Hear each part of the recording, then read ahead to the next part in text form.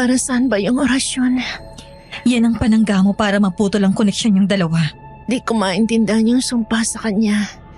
Ibig sabihin pa, kapag minahal siya ng babae, mas lalo siyang lalakas. Oo. At kapag nahigop niya na ang buong lakas at kaluluwa mo, malalanta ka. Tatanda habang siya mananatiling bata. Anong gagawin ko? Sasabihin ko lang yung oras pagkatapos tapos na. Hindi. Kailangan may maalala siya tungkol sa'yo. Yung sa beer house. Dahil doon kanya unang nakilala at doon siya unang nahulog sa'yo. Pwede mong gamitin yon. Kailangan mo siyang sayawan. Yung sayaw na kahit nakapikit siya, maaalala niya. Doon mas lalo mo siyang maaakit. Mas lalong titindi ang uhaw niya na higupin ang lahat ng lakas mo hanggang sa mamatay ka. Paano kung hindi tumalab? Matagal na mula nung huli sumayaw ako. Suotin mo yung damit mo nung una kayo nagkakilala. Doon mas madali mo siyang maaakit.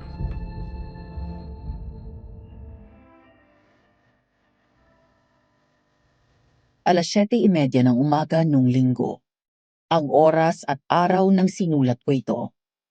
Dear Aswang Diaries and Madam Venus, wala sa plano ko ang magsulat sa channel ninyo kasi may journal naman ako na pwedeng sulatan sa lahat ng mga pinagdaanan ko. And then one time, dumaan ang isang thumbnail nyo sa YouTube carousel ko. Hindi ko na napigilan ang sarili kong pakinggan. Kaya mula noon, nagdesisyon akong bakit hindi ko subukan. Wala namang mawawala. Pinalitan ko lang lahat ng pangalan ng mga taong kasama ko rito sa sulat ko. Bilang respeto na rin sa mga private life nila. At ako, tawagin nyo na lang akong Aurora. Habang sinusulat ko to, ramdam ko pa rin ang kirot sa puso ko. Hindi ko pa rin kasi makalimutan kung paano naglaho sa harapan ko ang lalaking minsan ko ring minahal. Alam kong mahal niya rin ako, pero minsan, hindi rin sapat yun. Lalo na kung kaakibat nito ang madilim na sikreto tungkol sa pagkatao niya. Na siyang ikukwento ko ngayon sa inyo. Ito nga palang kwento ng buhay ko ay tungkol sa isang dancer sa beer house na napadpad sa mansyon ng mayaman kong manliligaw.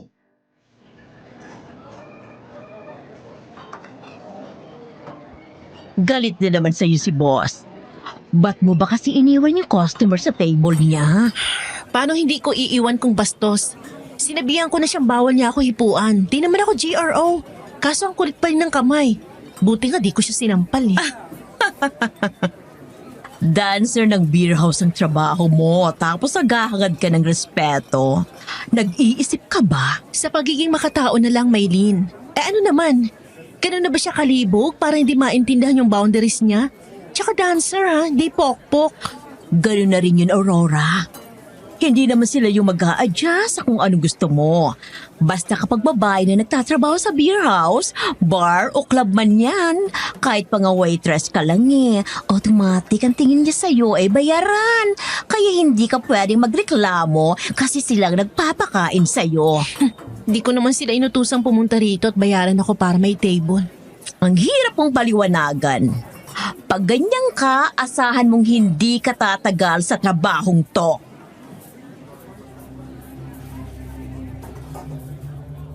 Hindi ko na sinagot si Maylin. Hindi ko naman talaga gustong tumagal doon, Madam Venus. Ang totoo nga niyan, pagod na ako sa trabahong yun.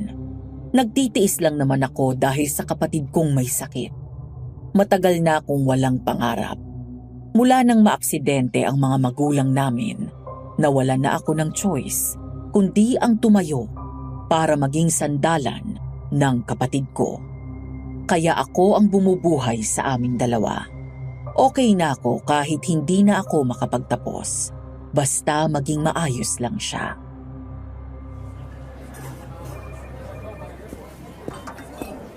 Ano ba? Gabi-gabi na lang bang ganito, Aurora? Hindi ka pa ba nadadala? Ano bang paulit-ulit kong tinatatak sa kukote ninyo? Diba the customer is always right? Nawawala ng kredibilidad ang beer house natin dahil sa mga dancer na kagaya mo. Boss, malinaw na tayo dito, hindi ba? Ayoko magbenta ng aliw. Pumapayag na ako i-table. Payag na ako makipagplastikan sa mga yan hanggang sa tuluyan sumakit ang mga puso nila habang kinakausap ako. Pero putya naman, boss, ayoko naman magpalabas. Nakalimutan mo na ba kung anong klaseng trabaho tong pinasok mo, ha? Magpasalamat ka nga't may tumitable pa sa'yo. At ang laki pa rin ng tip kahit binastos mo. Ako, binastos niya! Teritoryo ko to, Aurora. At hanggat nandito ka sa teritoryo ko, ako ang masusunod. Naiintindihan mo? Boss, tama na yan. Kausapin mo yung kaibigan mo, Fidel. Baka hindi ko mapigilan ang sarili ko't tamaan ko ang ulo niyan. Kalma na, boss. Hinahanap na kayo ni Mr. Chua. Ayusin mo yung utak mo, Aurora. Kailangang pagbalik ko, hindi na baluktot yung pag-iisip mo. At kayo, anong tinitingin-tingin ninyo dyan? Magtrabaho kayo! Pagod na ako, Fidel. Ayoko na ng ganito. Binilan na kita ng pansit. May tubig na rin. Kumain ka na muna. Siguradong hindi ka pa nakakakain. Baka humapdi yan tiyan mo. Kung bakit ba naman kasi kailangan pang mawala nila, Mama? Hindi ko na kaya tong trabaho ko. Kung mayaman lang ako, tinakas na kita rito. Wala na ba talaga akong pag-asa? Dito na lang ba ako magtatrabaho hanggang sa mamatay ako? Gabi-gabing sasayaw, kakausapin mga customer, at babastusin sa isip at salita nila. Ayoko namang magsinungaling. Dahil ayokong umasa ka. Pero nandito na tayo. Ito ang ibinigay sa atin. Pero hanggang kailan? Hanggang kailan ako magtitiis? Para na kasi ako bibigay eh. Ay, ayoko na talaga. Paano si Ate Lara? Kung ayaw mo na.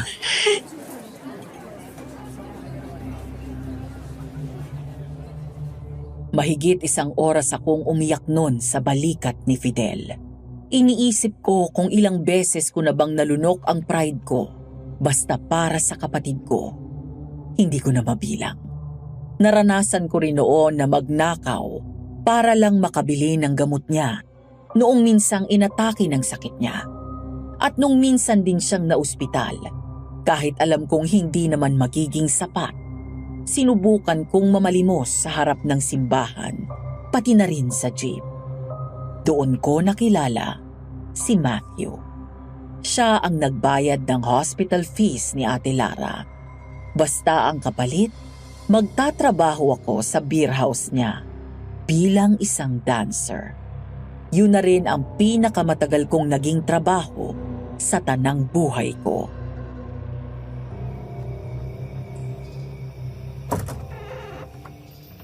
Aurora, ubos na yung gamot ko.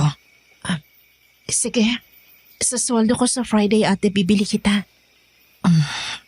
Thank you, ha. Pasensya ka na. Dahil sa akin, kinailangan mo pang kumayod sa beer house. Naawa na ako sa'yo. Kasi nakikita ko kung gaano ka nakapagod. Wala namang problema yun sa akin, ate. Responsibilidad kitang alagaan. Pero alam kong napapagod ka na rin. Kaya hayaan mo, Aurora. Makakabawi rin ako sa'yo.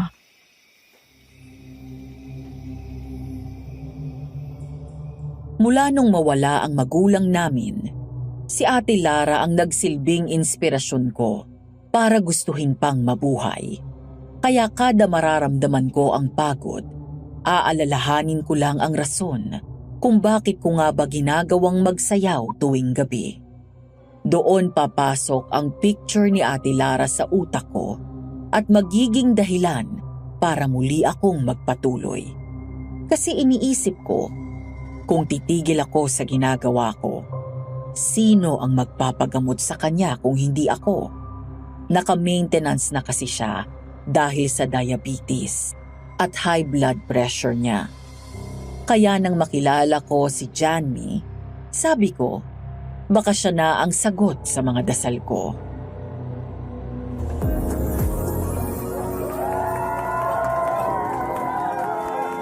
Mukhang natuto ka na. Ang galing ng performance mo ngayong gabi. Siguradong paldo tayo ngayon sa mga customers. Ibang klase ka ngayon na. Anong kaluluwa ba yan sumapi sa'yo at ang tindi? Kailangan eh.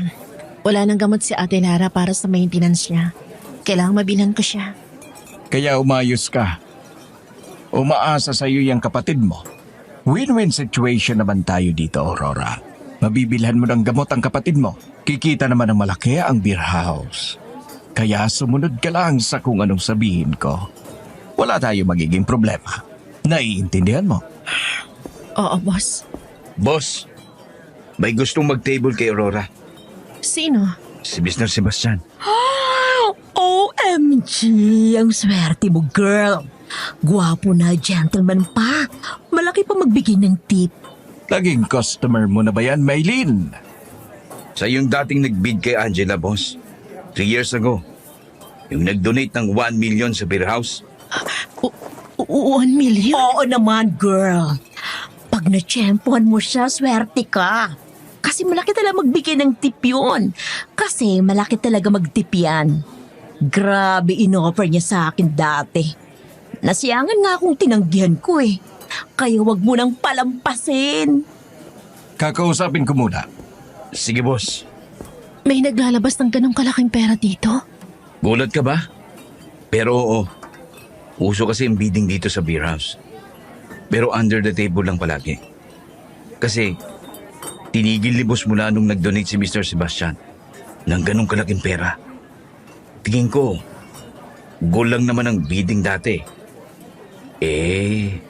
Para mapalago tong venue niya. Hindi na nga bubalik si Angela matapos siyang mabid eh.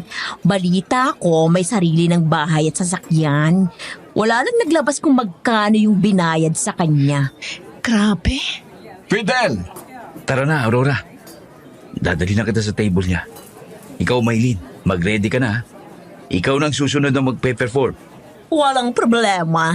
Gagalingan ko na lang. Malay mo, mahigitan kong performance ni Aurora.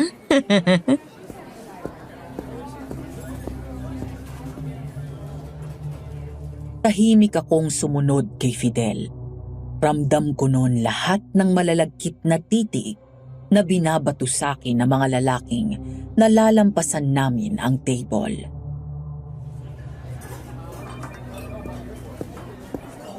Di ako makapaniwalang ikaw na yan, Mr. Sebastian. Parang walang pinagbago. Napakabata mo pa rin tingnan. Bidiro mo pa ako, Matthew. Sir, ito na po si Aurora. Magandang gabi po, Mr. Sebastian. Masyadong formal ang Mr. Sebastian. Pwede namang Janmi. Janmi na lang. Aurora, si Jadmi ang isa sa dahilan kung bakit lumago tong business natin.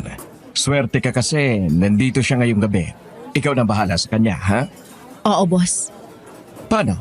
Maiwan ko muna kayo nitong alaga ko. Salamat, Matthew. Upo ka. Salamat. Sir, anong order niyo? Kung anong gusto ni Aurora, yun na lang. Okay na ako sa kape ko. Nakakaya naman po. Ayos lang yun. I'll pay for it. Pagpasensyahan niyo na, sir. Naninibago lang po siya. Ako na pong bahala sa order niya. Walang problema sa akin yon. Salamat, Fidel, ha?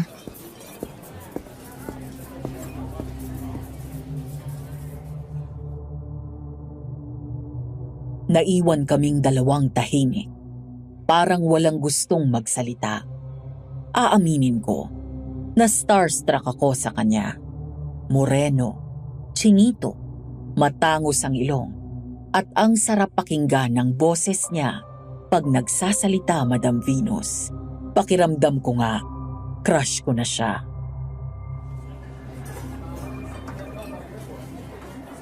Ilang taon ka na bang nagtatrabaho rito? Siguro mga 2 years. Di ko na rin matandaan eh. I see. Palagi kasi kitang napapanood eh. Minsan hindi kita naaabutan kasi tapos ang performance mo.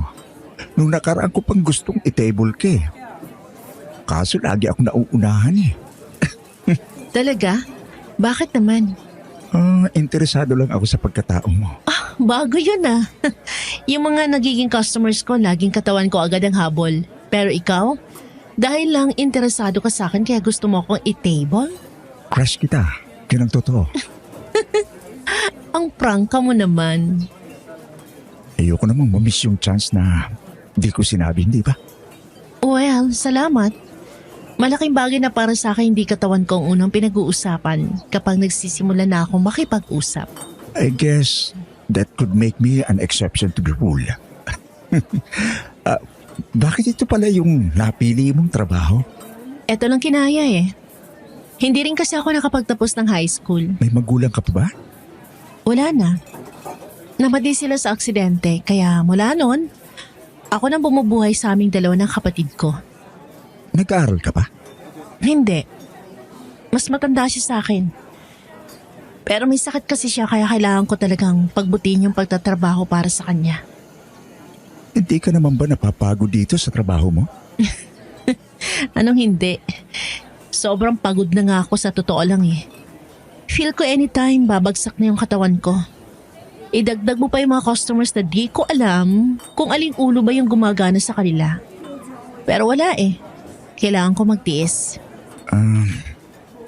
Gusto mo bang matapos ng paghihirap mo? Oo naman. Lagi kong dasal yan.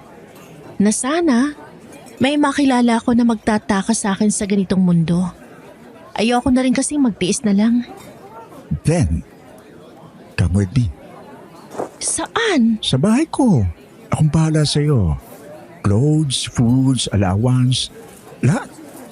Kahit ako pa ang magpagamot sa kapatid mo. Teka, seryoso ka ba? Ang bilis mo naman. Wala naman sa bilis yan eh. Sa chances yan. Hindi lahat kayang gawin ang ginagawa ko. Oo nga, pero bakit ako? Dahil gusto kita. At naiintindihan ko ang hirap ng sitwasyon mo ngayon. Ayoko lang na habang buhay kang magtitiis sa ganyang estado. Kaya kung papayag ka, isasama kita sa amin. Wala ka nang kailangan problemahin na kahit ano.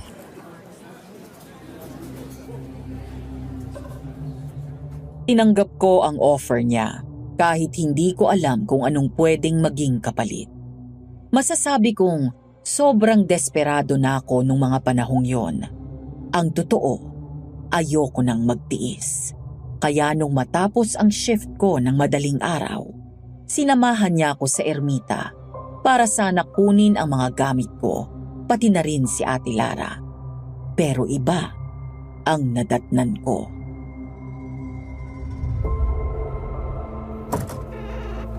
Ate Lara! Ate Lara, anong nangyari sa'yo? Ano to? Anong nangyari, Aurora? Ate! Hindi ko mapapatawad ang gumawa sa'yo nito! Jerry! Ate! Tulungan mo kami!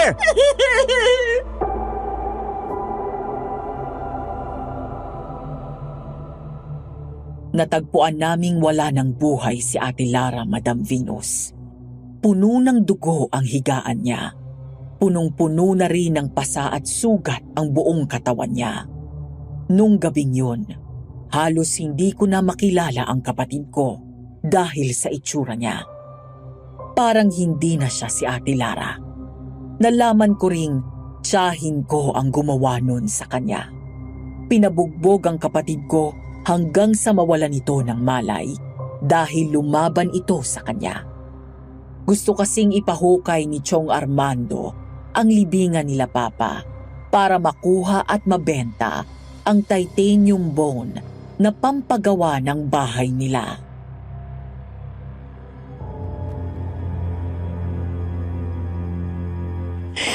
Demonyo kayong lahat! Mga wala kayong puso! Sana mamatay na kayo!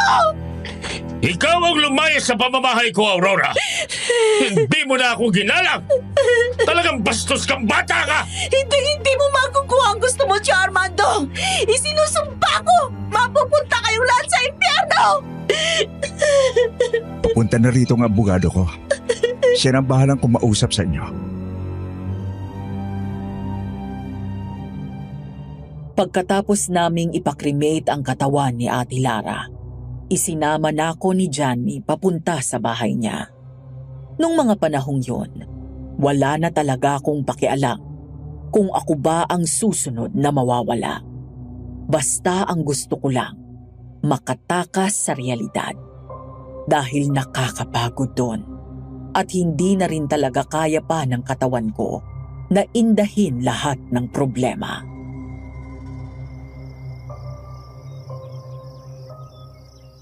Nakausap ko na si Matthew. Binayaran ko na yung kontrata mo sa kanya. Pati na rin yung natitira mo pang utang. Salamat. Hindi ko talaga alam ang gagawin ko kung wala ka, Janmi. Huwag ka na mag-alala. Hanggat na andito ako, walang makakapanakit sa'yo.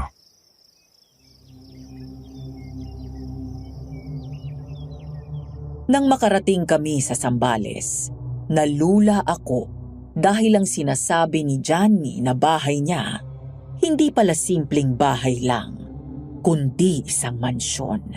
Parang tulad sa teleserye na bahay ng mga mayayaman noong sinaunang panahon. Ganoon po ang itsura.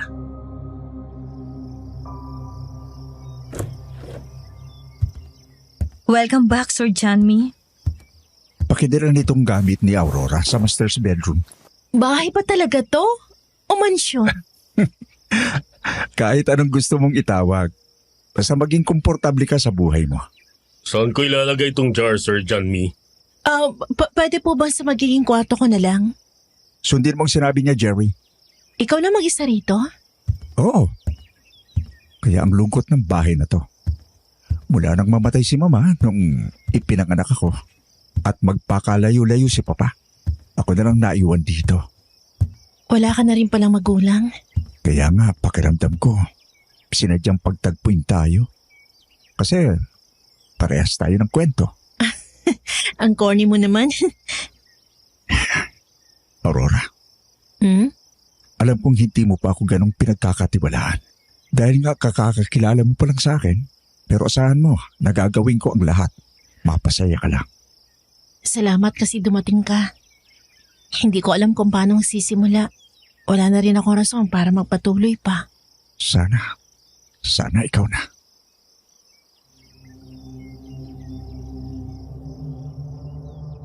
Hinayaan ko siyang yakapin ako nung gabing yon. Pero ang hindi ko alam, yun na pala ang simula ng mitya ng buhay ko.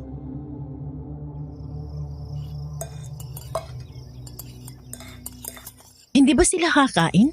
Makain sila pagkatapos kong kumain. Nasanay kasi kami sa ganong sistema. Medyo weird sila ha. Hindi kasi sila pala salita eh. Parang may sariling mundo. Hayaan mo na, nasanay na lang din ako. Oo nga pala, ayos lang ba kung may konting kondisyon ako sa bahay na ito? Applied naman to sa lahat ng mga naandito sa pamamahay na to. Oo naman, bakit naman hindi? Iyon naman to eh.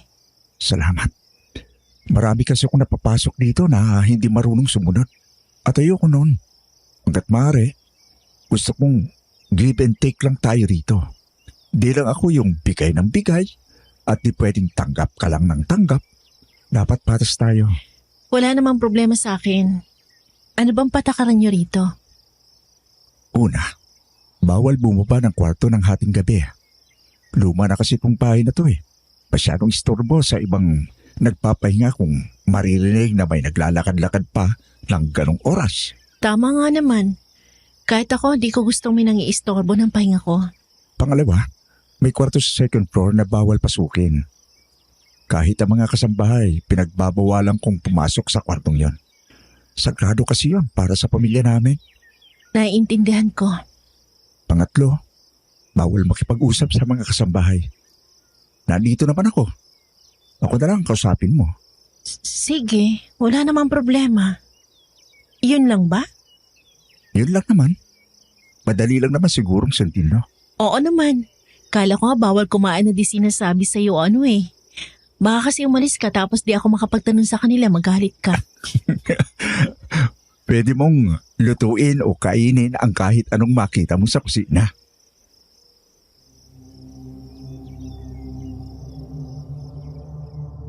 Lumipas ang mga linggo. Unti-unti na akong nasasanay sa presensya ni Janmi. Walang araw na hindi niya ako inalagaan. Lagi niya akong tinatanong tungkol sa opinyon ko sa mga bagay-bagay. At kung may desisyon man siya, Palagi niyang sinisigurado na kasama ako sa desisyon niyang yon.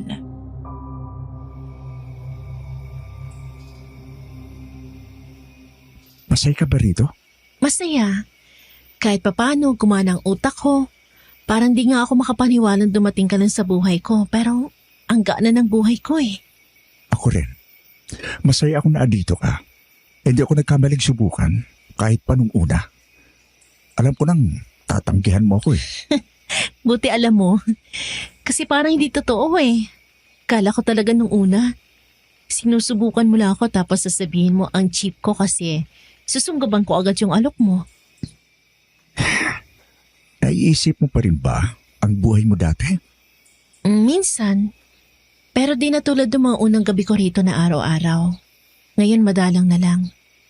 Sa bilis ng pangyayari, nawalan na ako ng oras pag-isipan lahat. Ayos naman kung ganun. Wala na kasi yung beer house na pinagtatrabahuhan mo. Pinasara na. Ha? Bakit? Nagkagulo, nagkabarilan. Nakadali dun si Matthew. Ano? Oo. Pero wala na akong balita kung nasaan yung kaibigan mo na si Fidel at Mylene.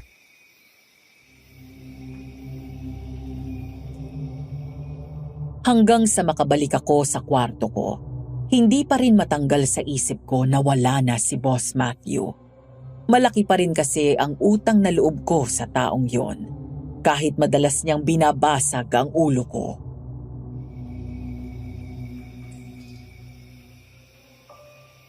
Matulog ka na. Maga pa tayong magno-novena bukas para kay Lara. Good night, Johnny. Sweet dreams, Aurora. Akala ko, kagaya ng mga naunang linggo ko sa mansyon, ay magiging mahimbing pa rin ang tulog ko. Pero nang gabing yon, nagkaroon agad ako ng kakaibang pakiramdam. Nakarinig ako ng kalabog at parang may pintong dahan-dahang binubuksan. Pero maririnig pa rin kahit gaano kahina dahil nga luma na ang kwarto.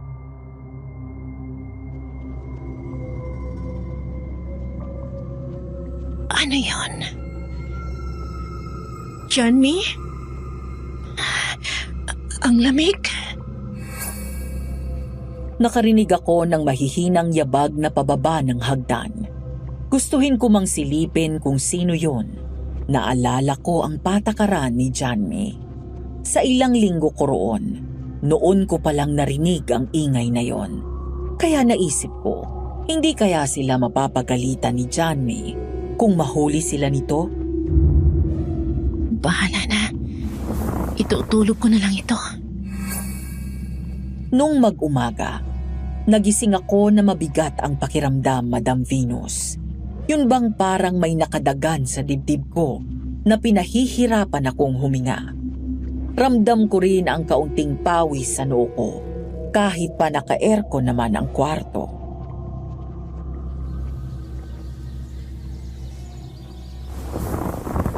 Ano bang ginawa ko kagabi? Good morning! Gising ka na pala. Good morning din. Parang bago lang niluluto sa baba ah. Sinigang ba yun? Tinulungan ko sila magluto. Favorite mo yan, sabi mo sa akin nung isang gabi.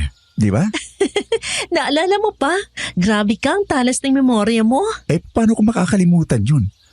Tuwing nagsasalita ka, pinakikinggan kita. Gusto kong alam ko lahat ang tungkol sa'yo.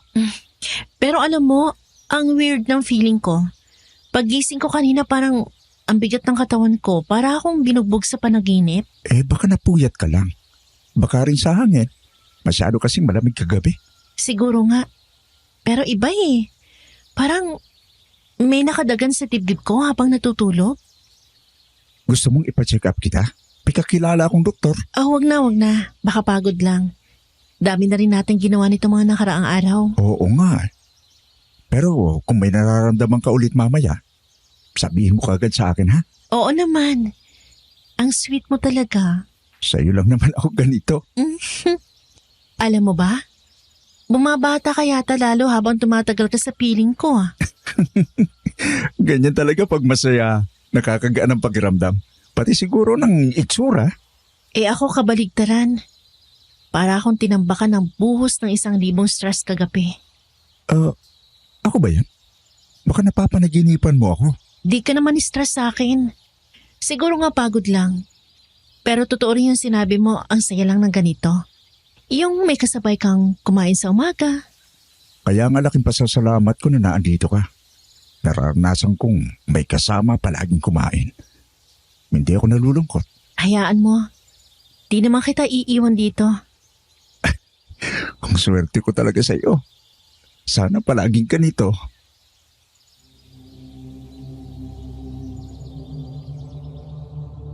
Wala naman akong napansin na masama dati. Para kasing normal ang lahat. Ipagluluto niya ako ng pagkain.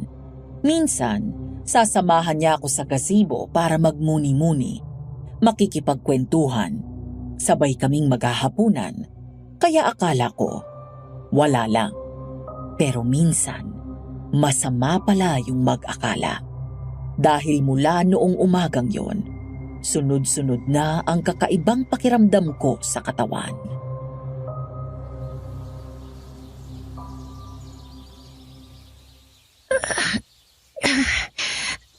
Ang bigat.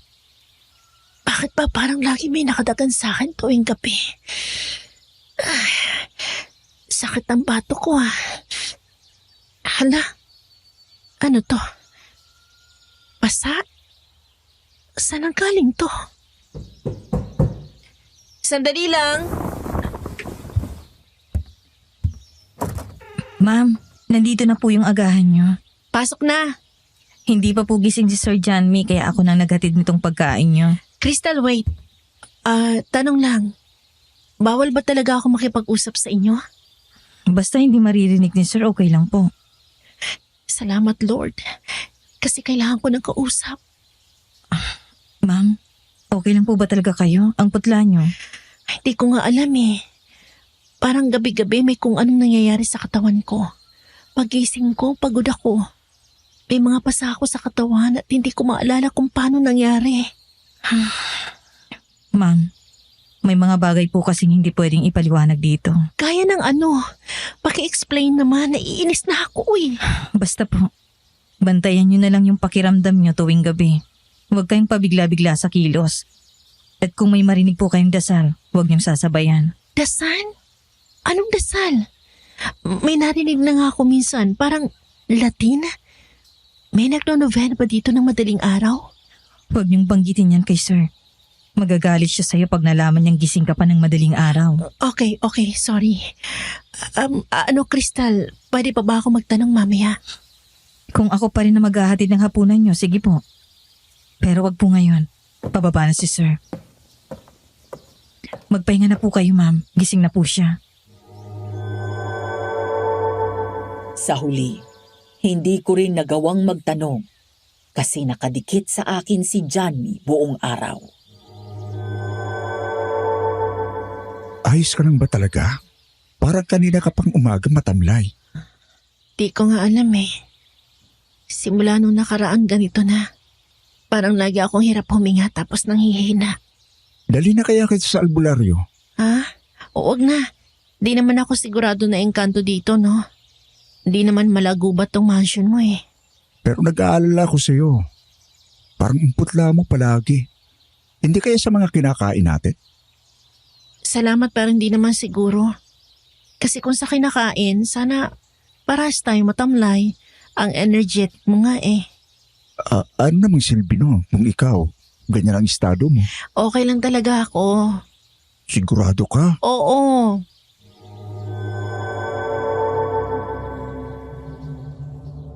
Pagkatapos naming kumain, umalis muna si Janmi. Ang sabi, may pupuntahan daw. Sinubukan kong itulog yung pagod na nararamdaman ko. Iniisip ko na lang, baka dinadalaw ako ni Ate Lara o ni Mama. Pero nung mga panahong yon, alam nilang hindi pa ako handang sumama sa kanila.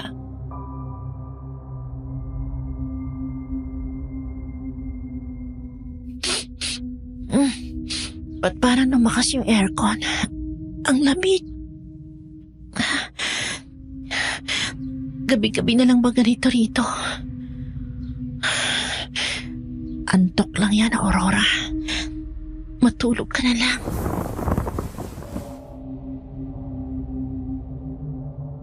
Pinilit ko ang sarili kong makatulog nung gabing yon dahil kinakabahan na ako, Madam Venus. Pero kahit anong pilit ko, parang may mabigat sa dibdib ko.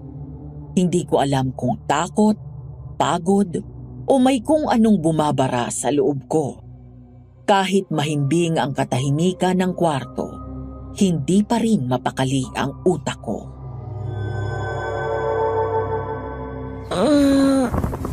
Sakit ng katawan ko. Nakatulog ba talaga ako? Ba't parang umaga na agad? Sinubukan kong tumayo sa kama, kahit parang binugbog ang buong katawan ko. Hindi na lang kasi pakiramdam ko ang mabigat. Pati likod at binti ko masakit na rin. Halos matumba ko dahil nangangalay ang binti ko. Pagharap ko sa salamin, nanlaki ang mata ko sa nakita ko sa katawan ko.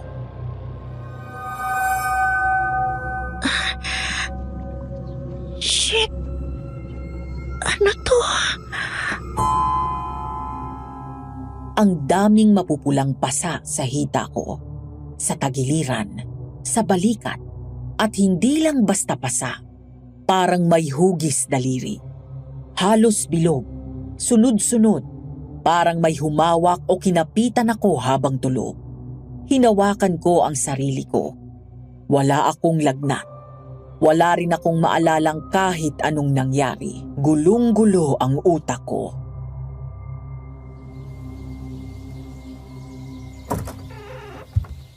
Gising ka na pala.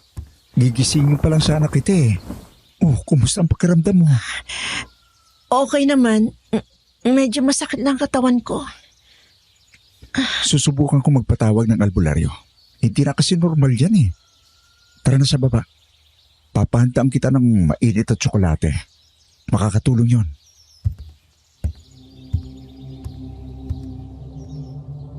Pinilit kong ngumiti habang pababa kami. Pero habang naglalakad ako palapit sa kanya, napansin ko ang isang bagay sa bedsheet ng kama ko. May bakas ng kulay kalawang. Parang dugo. Pero hindi ako sigurado. Basta alam kong hindi normal. Wala akong regla. Wala rin akong sugat.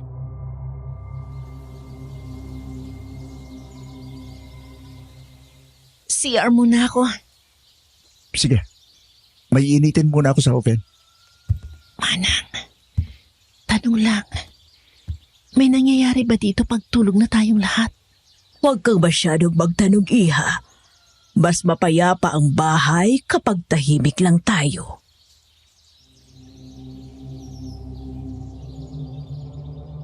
Napaatras ako. Hindi dahil bastos ang pagkakasabi, kundi dahil sa tono niya. Para kasing warning. Parang may gustong sabihin pero pinipigilan. Tinuloy ko na lang ang pagbabanyo at nang makalabas, narinig kong tinawag na ako ni Johnny para kumain.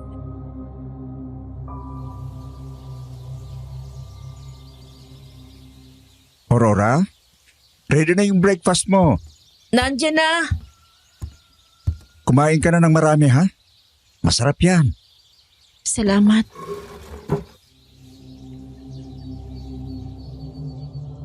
Tahimik kami habang kumakain, pero di ko mapigilang tumitig sa kanya. Ang linis niyang tignan, ang fresh, samantalang ako, pakiramdam ko, ang bigat ng katawan ko. Parang buong gabi akong nagbuhat ng sako.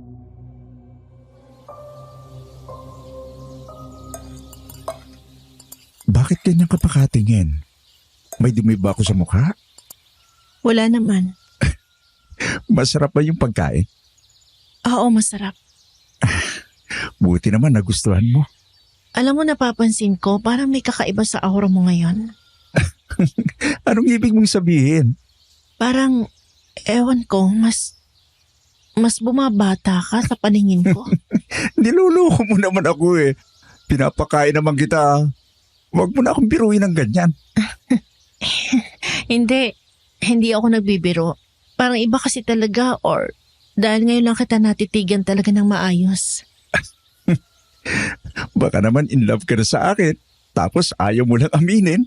Baka nga no, medyo lumalakas na yung kabog ng dibdib ko kapag nandyan ka na eh. Baka nga mahal mo na ako. Kung oo, anong gagawin mo? Saan? Sa nararamdaman ko, sasayangin mo ba? Paglalaruan? Hindi. Yun nga ang mas masarap eh. Yung minamahal ka, nakakaganang mabuhay, mas nakakabata.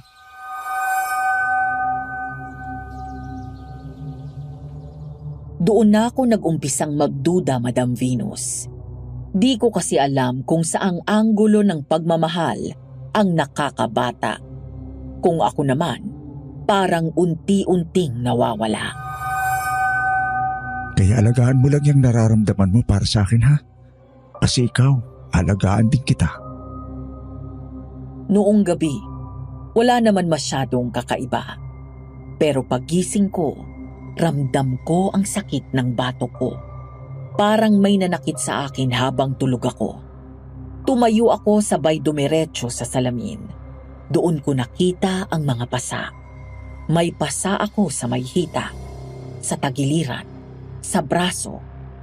Hindi ako makapaniwala.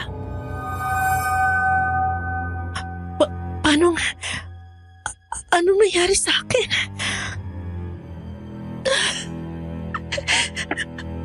Ate Lara, sana nandito ka. Hindi ko na alam kung anong nangyayari.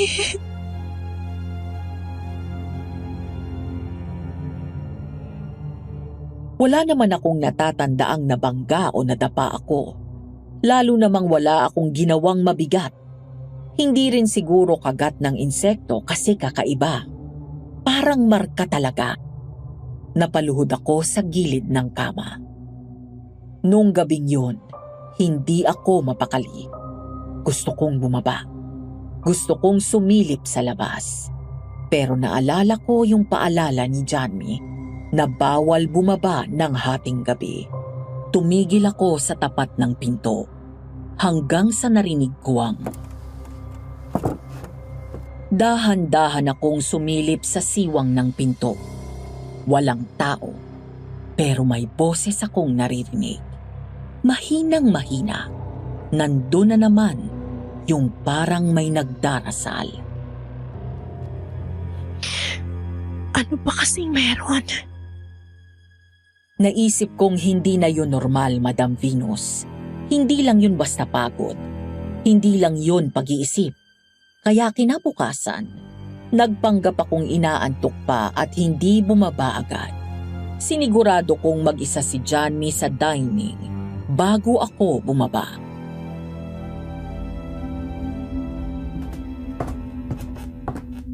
Johnny, may tatanong ako. Shoot! Yung mga kasambahay mo, parang ang weird, no? Tahimik lang talaga sila. Ganyan na yan dati pa. At saka, di ba sinabi na kitang huwag mong pakikialaman ang tungkol sa kanila? Sorry, hindi ko sinasadya. Hindi ko lang mapigilang pansinin. Hayaan mo sila. May sarili silang buhay. At ikaw meron din. Kung ano yung sinabi ko, yun lang ang sundin mo. At ikaw, parang lalo kang bumabata habang ako. Parang lalo nang hihina. Nag-iisip ka lang masyado. Wala akong ginagawang mabigat. Pero may mga sugat ako sa katawan. Baka nananaginip ka lang o baka sa panaginip mo sobra kang gumalaw.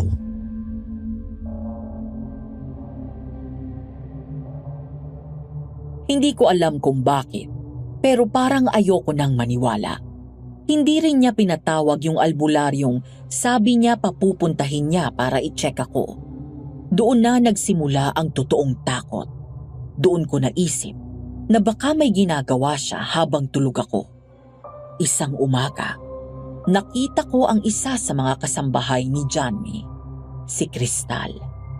Nakatayo siya sa hallway na para bang may hinihintay.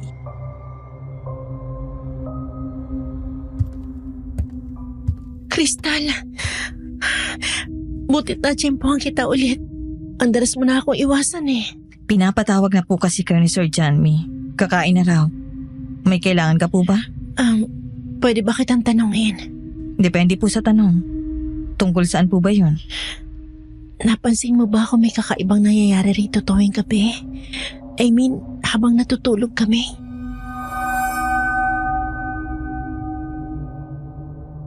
Tumingin lang siya sa akin. Walang reaction. Pero hindi niya agad sinagot. Parang may sagot na iniisip.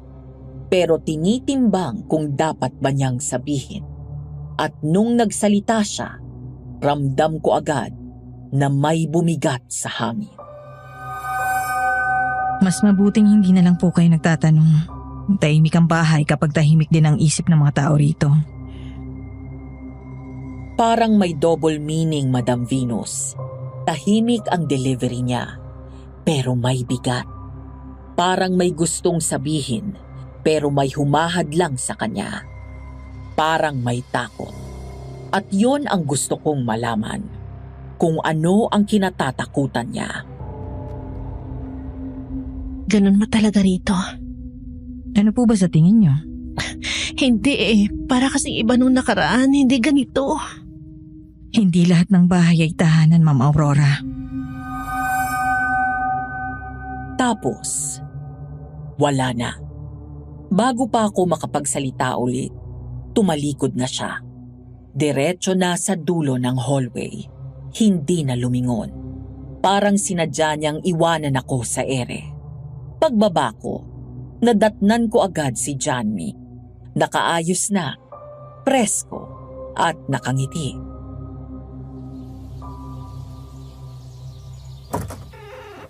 Good morning.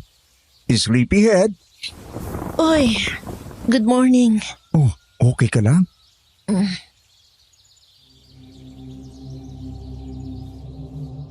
Ngumiti ako kahit ang bigat ng katawan ko. Kahit ang dami kong tanong na hindi ko alam kung dapat ko na bang itanong. Kasi sa itsura niya, parang walang mali. Para siyang perpektong tao. Habang ako, parang unti-unti akong nawawala sa sarili ko.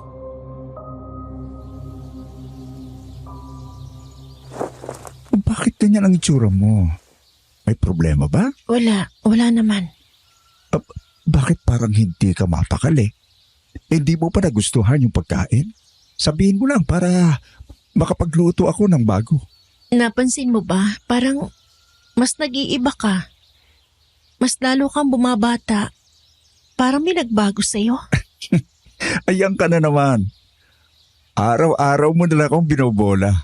Sabi ko naman sa iyo, di ba? Iba kapag in love ka. Gumagwapo lang ako sa paningin mo dahil sa nararamdaman mo. Hindi nga. Iba ka na eh. Dopamine lang yan. Hindi na ako nagsalita, Madam Venus, pero unti-unti na akong nalilinawan na habang siya parang mas lumalakas at mas sumisigla, ako naman parang nauubos. Nung gabing yon, hindi ako bumaba para kumain. Nagsimula na lang akong mag-observe. Pinakinggan ko ang mga tunog sa paligid, mga langit-ngit, mahihinang hakbang, parang may mga bumubulong. At nang dumaan ako sa hallway para magbanyo, nakita ko yung isang kwarto sa dulo. Sarado, pero may ilaw sa loob. Ang kwarto na bawal. Hindi ko na tinuloy, pero nang bumalik ako sa kama, hindi pa rin ako makatulog.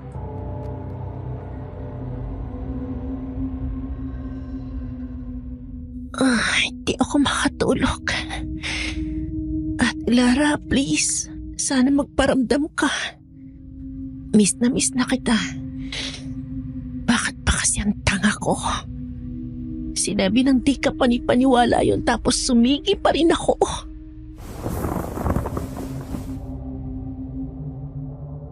Hindi ko na napigilan ang sarili ko na bumangon sa kama at lumabas ng kwarto.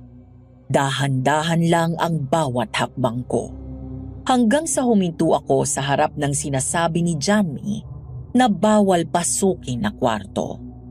Oo, alam kong mali kasi pinagbawal nung una pa lang.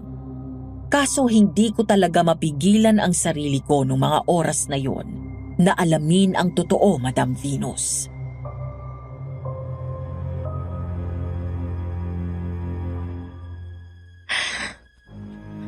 Isa lang. Isang silip lang.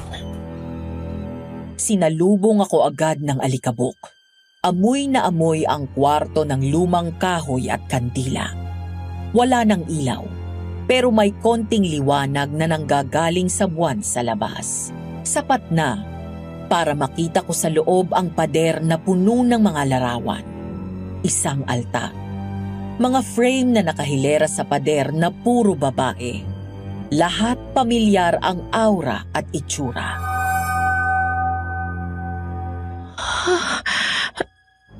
Mga dancer? Oo. Kagaya ko sila, Madam Venus. Mga mukhang sanay sa entablag. May ngiting pilit. May takot sa mata. Sa isang frame, nakita ko ang isang babae na parang kilala ko. Parang si Angela. Yung dating nawala sa beer house. Yung sabi nila na nagbid si Johnny at binigyan siya ng bahay kaya hindi na bumalik. Pero mas lalo akong natigilan nang mapansin kong kasama nila si Johnny. Sa lahat ng picture, nandun siya. Nasa tabi, laging nakaakbay at hindi tumatanda. Parang hindi nagbabago ang itsura. Anong meron? Lapit ako ng lapit sa altar. May mga punit na costume, ribbon, panyo, pulbos, at ang pinakasentro, may isang bote na may likido, kulay pula, at may nakaukit na pangalan ko sa ilalim. Ako? Bakit ako? Johnny? Wala akong nakita sa hallway, pero ramdam kong may iba roon. May nakatingin sa akin. Sa takot ko, tumakbo ako palabas ng kwarto at sinara agad ang pinto. Halos hindi ako makahinga. Pagbalik ko sa kwarto, kinilabutan ako sa sarili ko. Hindi ko alam kung umiiyak ako dahil sa takot o dahil sa galit sa sarili kong hindi ko ito nakita agad. Pero isang bagay ang malinaw.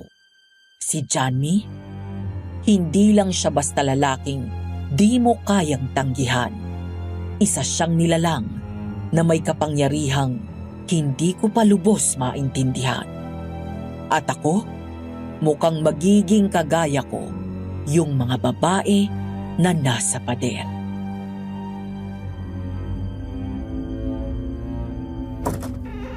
Gising ka pa? Anong ginagawa mo rito? Hindi ka bumaba para sa dinner. Naalala kong baka gutom ka. Kaya dinalang kita ng tinapay. Wala akong ganang kumain. May problema ba? Ikaw ang problema. Aurora, Sino ka ba talaga? hindi mo na ako kilala. Naguguluhan na ako. Yung mga larawan sa kwarto sa dulo, yung altar, may pangalan ko. Nakita mo na pala. Sino sila? Lahat ba sila katulad ko? Aurora, hindi ko sila sinaktan. Hindi ko sinabing sinaktan mo sila. Pero bakit ganyan ang tono ng boses mo? Parang inaakusahan mo ako. Naguguluhan kasi ako, Johnny. Hindi na sila nakabalik simula nang sumama sila sa'yo. At ikaw, hindi ko maintindihan kung bakit hindi ka tumatanda. Yun na ba ang mahalaga sa'yo? Itsura ko? Ang punto ko rito, nagsinungaling ka. Ano bang di mo sinasabi sa akin, ha? Magsabi ka nga ng totoo! Hindi ako nagsisinungaling.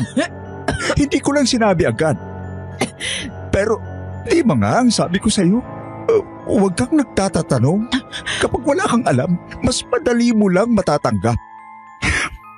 Oo, inaamin ko. Hindi ako ordinaryong tao. May bagay sa akin na hindi mo maintindihan sa ngayon. Pero Aurora, isa lang ang totoo. Ano? Minahal kita. At alam kong kahit galit ka, kahit takot ka, ay may parte sa iyong binahal din ako.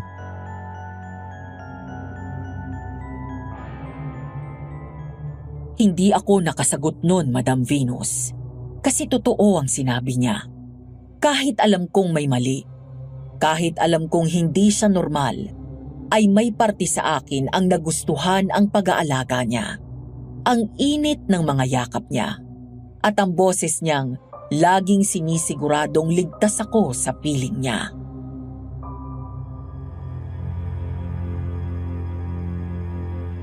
Wala akong balak saktan ka. Kaya kung gusto mong umalis, pwede. Ha? Kung ayaw mo na, ipahatid kita bukas kay Jerry sa Maynila. Pero kung pipiliin mo ako, sana manatili ka dahil gusto mo, hindi dahil sa takot. Tumangulang ako. Hindi ko pa alam ang isasagot. Pero isa ang sigurado ako. Hindi pa ako handang umalis. Hindi na ako nakagalaw pa noong niyakap niya ako at hinalikan sa noo. Mahal kita, Aurora. Ikaw lang ang gusto ko, wala nang iba. Mahal din kita. Hindi kita iiwan, Johnny. Akala ko noon ligtas na ako. Na sa dami ng tanong, sa dami ng duda, natapos na ang lahat. Dahil pinili ko pa rin siya. Pero pagkagising ko noong umaga, ibang Aurora na yung nakita ko sa salamin. Ano nangyayari sa akin? Halos hindi ko na makilala ang sarili ko nung mga oras na yon. Nanlalim na ang pisngi ko. May mga pasa sa braso na parang markado. Kulay abo na ang kutis ko. Parang wala ng sigla ang mata. Parang kaluluwa na lang ang natira.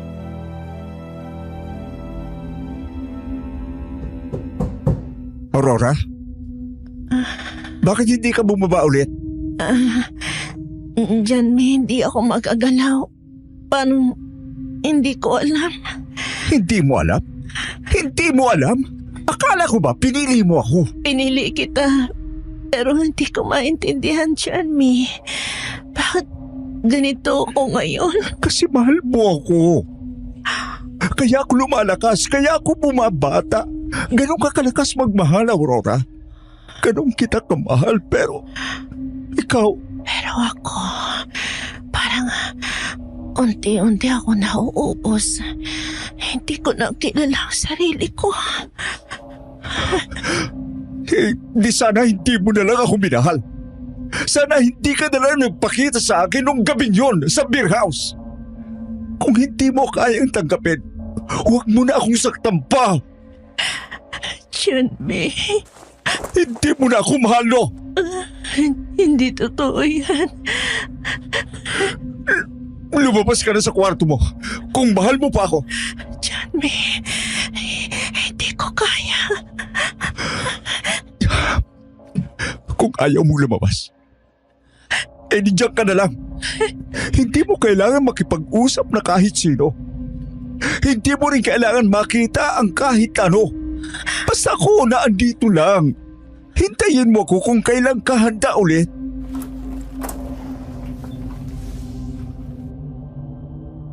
Nang tumunog ang kandado sa labas ng pinto, doon ako tuluyang napaupo sa malamig na sahig. Hindi ako makaiyak. Hindi na rin ako makagalaw. Lata na ang katawan ko. Para akong niluto ng hindi ko alam.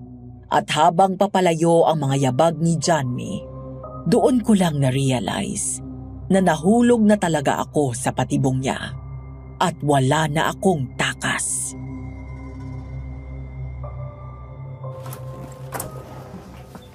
Sino yan? Shh! Ma'am Aurora, ako lang to. Huwag ka pong maingay. Crystal, paano ka? Wala na pong oras para magpaliwanag pa. Napansin kong hindi ka na lumalabas. Kaya alam ko nangyayari na. Hindi ko alam kung ano ba to. Parang hinihigop ako. Para ako nauubos. At natatakot ako. Si John B. Hindi ko na siya maintindihan. Hindi ko maintindihan kung bakit ganun siya. Ganon talaga pag mahal ka niya. Alam mo, matagal mo na bang alam, Crystal? Hindi ko pwedeng sabihin dati. Dahil bawal. Alam mong pinagbabawal niyang kausapin mo kami. Ayaw niyang malaman mong tungkol sa tunay niyang pagkatao. Nalaman niyang kinausap kita. At muntikan na niya akong patayin. Alam ko, naramdaman ko kaya ka biglang umiwas sa akin, di ba? Oo. Pero ngayon delikado na. Hindi ka na makakawala rito basta-basta. Masyado na siyang nahumaling sa pagkatao mo. Masyado na siyang hulog sa'yo. Anong ibig mo sabihin? Isa siyang aswang. At hindi lang katawan at lakas mo ang hinihigop niya, kundi pati na rin ang nararamdaman mo. Alaala mo, hanggang sa makalimutan mo na kung sino ka. Crystal, tulungan mo ako. Hindi ko na alam gagawin ko. Kaya nga po ako nandito. Basta sumunod ka lang sa sasabihin ko sa'yo. Magiging madali lang ang lahat. Paano? May alam akong orasyon. Pero hindi pwedeng ako ang gagawa para sa'yo. Kailangan ikaw mismo. At kailangan mahal na mahal ka pa rin niya habang ginagawa mo yun para siguradong tatalab. Paano? Paano ko magagawa yun kung halos wala na akong lakas? Kaya mo pa. Nandyan pa yung puso mo. Hindi pa huli ang lahat. Pero Ma'am Aurora, Ano? kapag ginawa mo to, hindi lang siya mawawala, kundi pati na rin ang lahat ng pinagsamahan nyo. Lahat ng akala mong totoo ay masasayang. Handa ka ba ron? Oo. Mas okay na yun kaysa unti-unti akong mamatay dito. Sige, bukas ng gabi, sa silong, pagtulog na siya, doon tayo magsisimula. Salamat. Salamat, Crystal.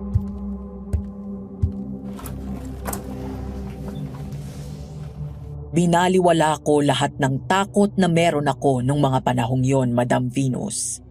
Pati na rin ang katotohanang aswang siya. Mas nangibabaw sa akin ang kagustuhan kong mabaw. Ang pagkatao ko na kinuha ng lalaking akala ko unay akong minahal. Doon ko lang din talaga naramdaman na may mas malaki pa palang laban sa pag-ibig. At yun, ang pagliligtas sa sarili. Kahit pa ang kalaban ay yung taong akala mo ligtas kang mahalin.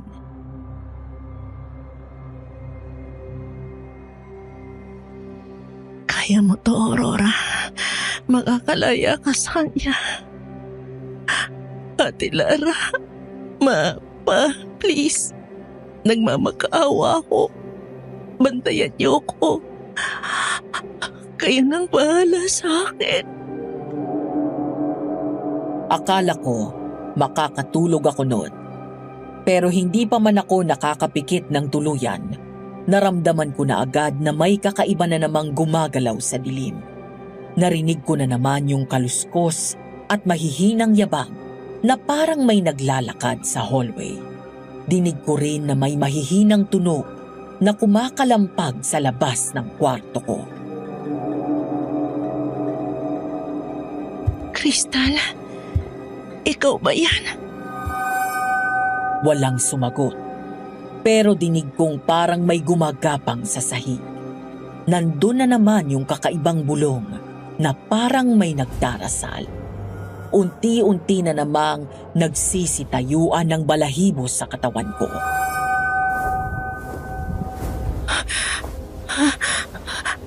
Ano yun?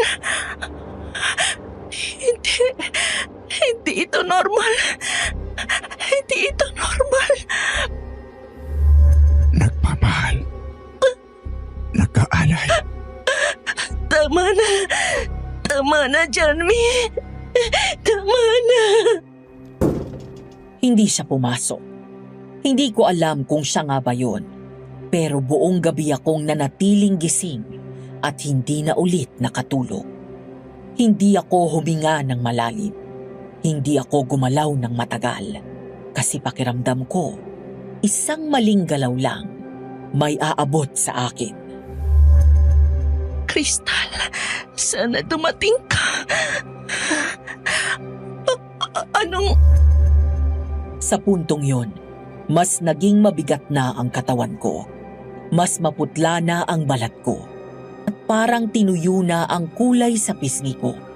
Pati mga kuko ko, parang nangingitim. Hindi ko nakilala ang sarili ko, Madam Venus. At ang kinakatakutan ko na baka sa susunod, tuluyan ko na ring makalimutan lahat ng alaala ko.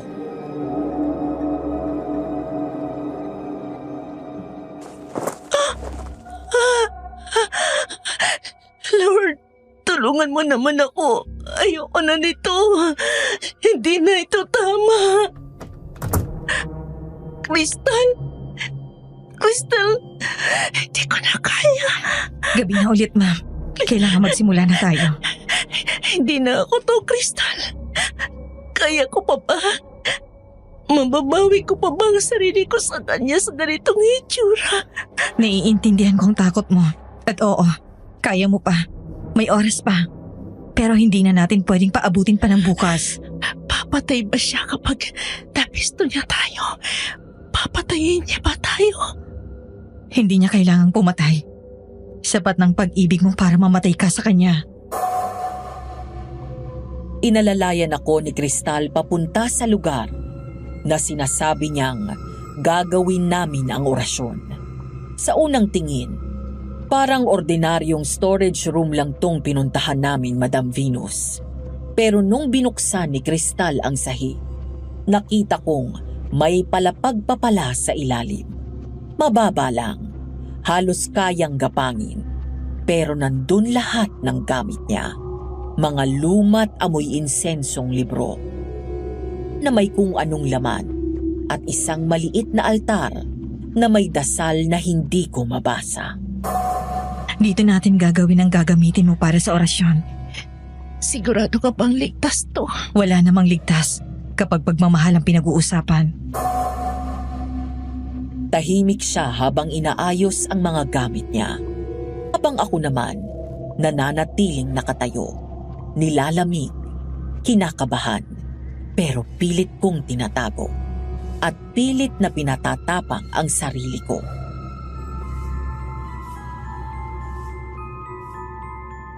Para saan ba yung orasyon? Yan yung panangga mo.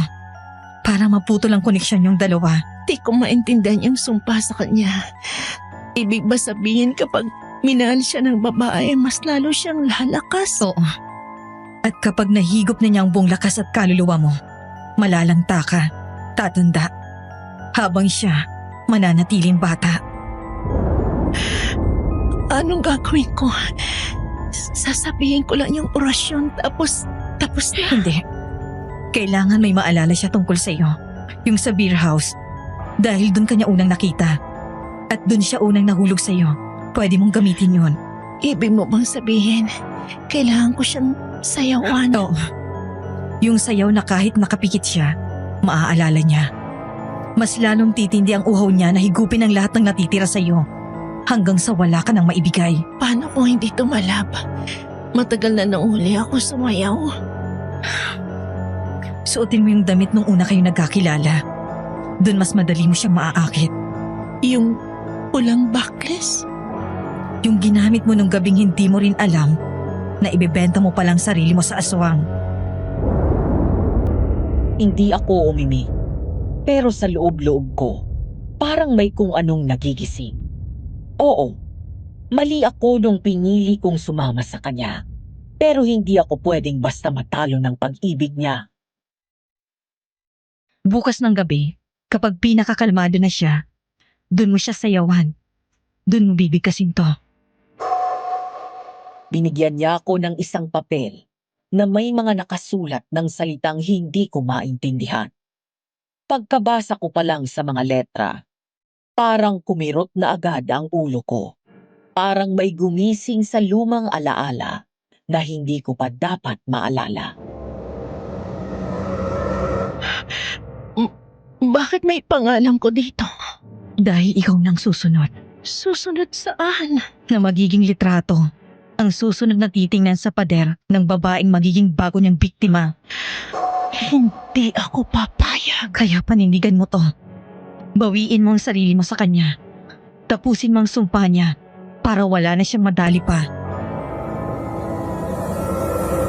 Nung umagang yun, kahit hinang-hina at halos hindi ko na madala ang sarili ko, pinilit kong bumaba. Tulad ng normal na araw, tahimik ang buong mansyon. Halos naghahabol na ako ng hininga. Mid-20s pa lang ako, pero daig ko pa ang 70-year-old na matandang uugod-ugod na. Dumiretso ako sa hapagkainan at doon ko siya nakita. Mas bata, mas fresh, mas maaliwalas, at parang hindi man lang dumaan sa katandaan. Buti naman bumpa ka. Hindi ko na matiis. Gutom na rin kasi ako. Hindi ka kumain buong gabi, sabi ni Crystal. Nakakainis kang alagaan minsan eh. Eh di wag mo akong alagaan. Aurora, Bakit? hindi ko gustong ganito tayo. Ganitong paano? Eh ikaw lang naman gumagawa nito sa ating dalawa. Parang ang layo mo na sa akin. Parang hindi na ikaw yung Aurora na minahal ko. Bakit? Sino ba may kasalanan kung bakit tayo nagkakaganito? Hindi ba't ikaw? Kung may mali akong nagawa, sabihin mo, wag mo lang akong tratuhin na parang multo. Yan ba talaga, Janmi? O dahil ramdam mong hindi mo na ako napapakinabangan? Ganun ba kabigat ang iniisip mo tungkol sa akin? Bakit? Ano bang inaasahan mong iisipin ko? Na tagapagtanggol kita? Na mahal mo ko? At niligtas lang sa tuluyang pagguho ng mundo ko? Hindi sa ganon. Kaya wag ka rin umasa ng paliwanag sa akin ngayon. Pakiusap lang. Pakiusap, wag mo akong paalisin sa sarili kong mundo. Hindi ko kailangan. Ako naman ang bisita rito, di ba? Ikaw ang nagpapaalis sa akin sa mundo ko. Hindi ka bisita. Ginusto kong naandito ka. Pero hindi mo sinabi kung bakit. Kasi mahal kita. Yun lang ang totoo. Mahal mo ko dahil kaya mo akong kontrolin o dahil kaya mo akong pagandahin habang unti-unti mo akong inuubos. Huwag mo akong saktan ng ganyan. Nakakaramdam ka pa rin pala. Hindi ko alam kung anong binabalak mo. Pero sana tandaan mo pa rin kung paano tayo nagsimula. Alam ko, sa entablado, sa sayaw. At sa nararamdaman natin para sa isa't isa. Baka nga yun ang pinakamalaking pagkakamali ko. Maling nahulog ako sa tulad mo. Kahit ganyan ka, mahal pa rin kita. Ikaw lang ang para sa akin, Aurora. Tumigil ka na. Ihahatid ko na po si Ma'am Aurora sa kwarto niya, sir. Ako na rin pong bahala sa pagkain niya. Pasuyo na lang ako, Kristan. Kailangan niya nang magpahinga. Ayoko ng pagmamahal mo, Janmi. Lamunin mo yan kung gusto mo. Pero pagod na ako. Gusto ko nang makalaya sa'yo. Kaya pa. Nakita ko sa mga mata niyang may nararamdaman pa siya para sa'yo. Kailangan pa ba talagang umabot sa ganito? Hindi mo pwedeng mahal niya na lang ako. Hindi dahil may masama siyang balak. Minsan ko na rin pinangarap yan. Kaya buti na lang, hindi ako tuluyang nahulog sa kanya. Anong ibig mo sabihin? Naging biktima ka na rin ba niya? Oo. Dati akong waitress sa isang beer house nang makilala ko siya. Kamamatay lang ng mga magulang ko noon. Kaya lugmok ako habang nagtatrabaho. Tapos pinagservan ko siya. Nakuha niya ako sa mga ngiti niya. At doon na nagsimulang lahat. Ibig mo sabihin? Lahat ng mga kasambahay niya. Hindi lang basta kasambahay. Lahat kami konektado sa kanya. Kaya bawat biktima niya, pinagbabawalang makipag-usap sa amin. Kung ganun, ibig sabihin pati si Manang Fe na biktima rin niya. Oo. At kahit hindi kami nahulog sa kanya ng tuluyan, hindi pa rin kami makakaalis sa poder niya. Unless may gumawa nun para sa amin. At ikaw lang ang pag-asa namin. Makakalaya din ba kayo kapag nawala siya? Oo. Kaya nakikiusap rin ako sa iyo, Aurora. Alam kong magagawa mo to. Palayain mo na kami sa sumpa niya.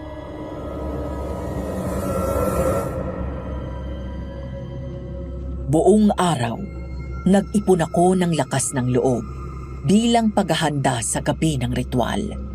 Hindi ako sigurado kung pagkatapos ba ng gabing yun, tuluyan na kaming makakawala sa mga kamay niya. Pero tinapangan ko pa rin ang loob ko dahil gusto ko na talagang makalaya sa kanya. Naglakad ako pababa ng hagdan na parang wala lang. Sinuot ko ang pulang dress na siyang palagi kong sinusuot tuwing nasa entablado ako. Medyo masikip na at halatang luma, pero sapat pa rin para maalala niya. Tahimik ang paligid, walang ihip ng hangin, ng anino sa hallway. Tanging ilaw lang ng kandila ang gumagalaw sa loob ng sala. Nandun si Johnny, nakaupo sa may sofa, mag-isa. Parang malalim ang iniisip. Napalingon siya sa akin at nanlaki ang mga mata niya. Para bang nabura lahat ng iniisip niya.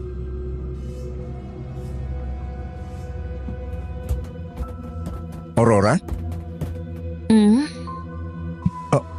ano yung suot mo? Naalala mo pa ba to? Yan. Yan yung suot mo nung una kitang nakita. Akala ko hindi mo na maaalala. Paano ko makakalimutan yon? Kung tuwing pinanunood kita, pakiramdam ko, ikaw lang yung tao sa buong kwarto. At parang ikaw lang ang buhay. Na-miss mo ba ako sa mga panahong hindi pa kita kilala? Araw-araw. Kahit hindi pa kita kilala. Ganun ba talaga? Paggutom? Hindi ako gutom. Pero wow! Aurora, ano ba talagang gusto mo? Ganito na lang ba tayo palagi? Hindi na ba tayo pwedeng maging masayang dalawa? Masaya naman ako Ikaw ba? Hindi ka na ba masaya sa atin? Pakiramdam ko lang. Hindi mo na ako mahal. Pwede ba ako umupo sa tabi mo? Oo naman. Mahal kita, Johnny. Alam mo naman yon, di ba? Oo. Alam na alam ko. Kaya nga lagi kong sinasabing swerte ko sa iyo. Pero alam mo rin ba minsan, hindi sapat na mahalang natin ang isa't isa. Madalas, para tumatag ang pagmamahalan ng dalawang tao, kailangan may magsakripisyo. Anong ibig mong sabihin? Hinalikan ko siya noon, Madam Venus. Pero agad ko ring pinutol nung maramdaman kong unti-unti nang lumalalim at nawawala na rin ako sa sarili.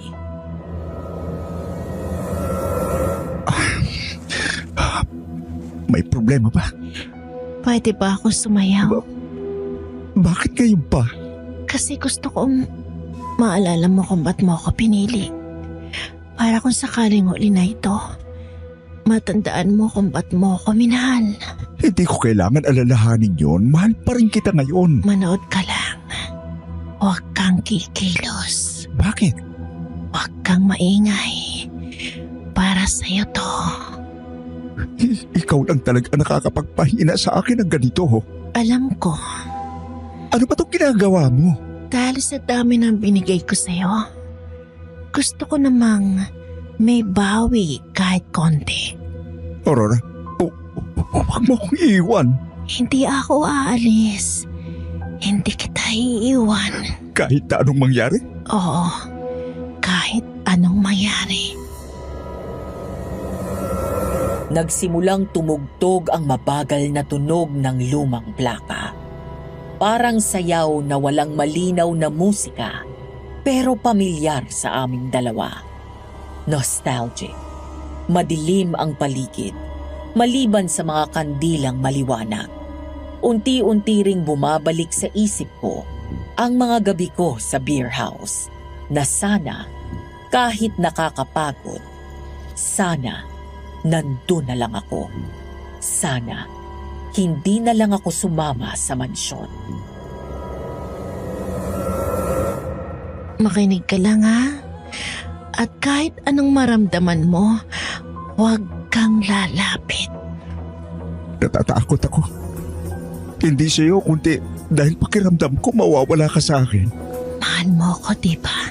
Masigit pa roon. Kung ganon, huwag mo akong pipigilan. Dahan-dahan lang ang pagsasayaw ko. Maingat, malambing, pero mabigat.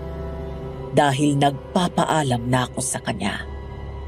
Sa liwanag ng apoy, sa ilalim ng buwan. Tinignan ako noon ni Johnny. Parang may naramdaman siyang hindi niya maipaliwanag. Aurora, Putulin ang tanikala ng laman at kaluluwa. anong ginagawa mo? Bumalik ako sa katawan ko, sa buhay ko. Hindi! Wag! Oh, hindi mo ko pwedeng iwan! Masakit ba yung nararamdaman mo ngayon? Aurora, Ganyan din ang pakiramdam ng mga babaeng silip-sip mo habang minamahal ka.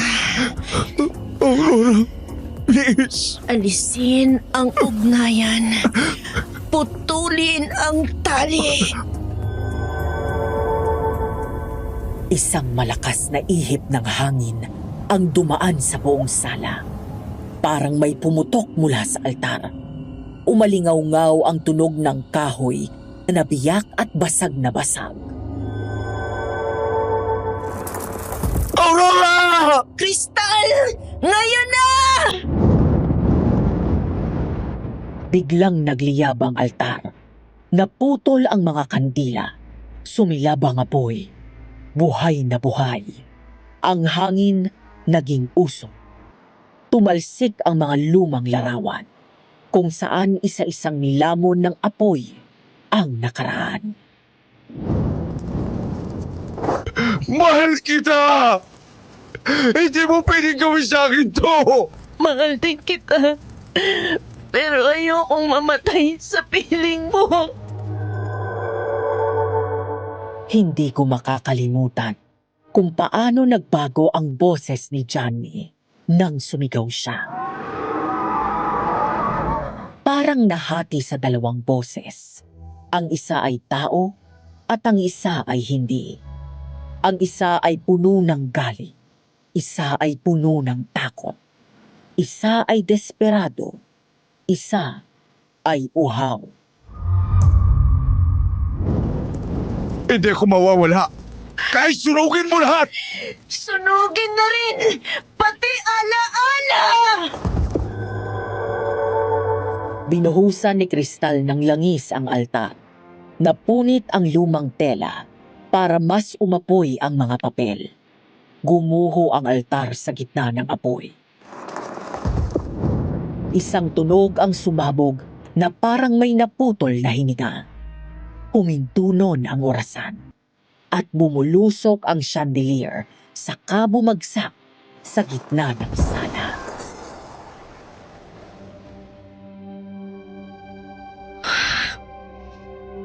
Tapos na. Wala na siya. Pero parang nandito pa rin siya. Ganun talaga. May sugat na kasi siyang iniwan sa'yo. Na sa susunod, pwede maging pekla. Ang dami kong binigay sa kanya. Pero ngayon, ikaw na ulit ang may hawak sa sarili mo. Sana lang kaya ko pa. Pagkalma ng paligid, dahan-dahan kong inangat ang sarili ko mula sa sahig.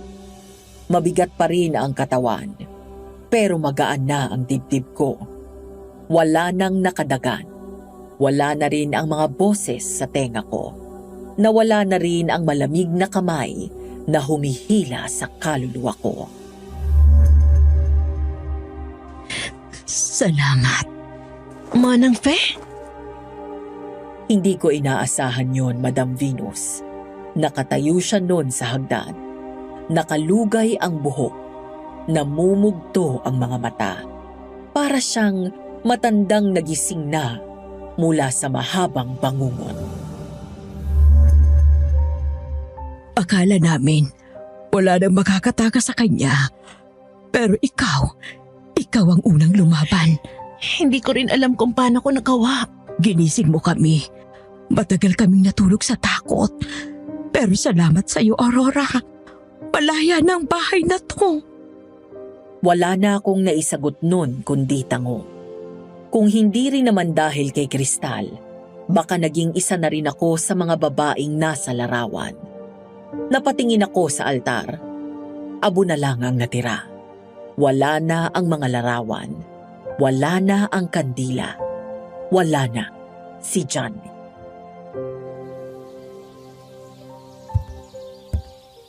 Iatid ko na po ba kayo sa Maynila? Jerry?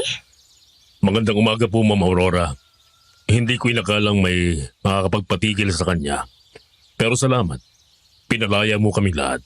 Aalis ka na? Hindi ko alam kung saan ako pupunta pero oo, aalis na ako.